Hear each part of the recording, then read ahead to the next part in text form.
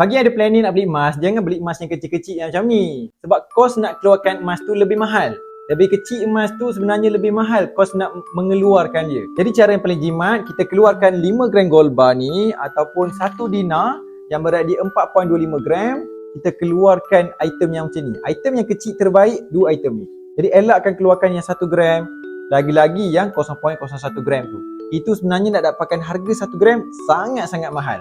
Beli RM15 satu keping 0.01 gram.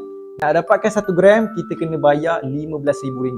Antara ciri penting nak beli emas, kita pastikan harga per gram dia lebih murah untuk kita cepat dapat untung. Jadi kita kena cek. Ramai terlepas pandang hari sekali dia nampak emas murah, dia terus beli. Sekarang ni nak dapatkan 5 gram ataupun 1 dinar pertama dengan cara yang paling mudah, paling murah. Setakat ni menabung dekat Ecomasget Public Gold. Jadi kita boleh mula, kita menabung by gram, kita ikut bajet kita, dah ada 5 gram pertama, keluarkan, arahkan sistem untuk pegang dekat tangan.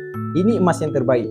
Jadi ambil peluang tuan-puan, minggu gaji, dapat je gaji, alihkan kepada simpanan dulu. Jadi terus ambil tindakan dekat pin video saya tu, ada step by step.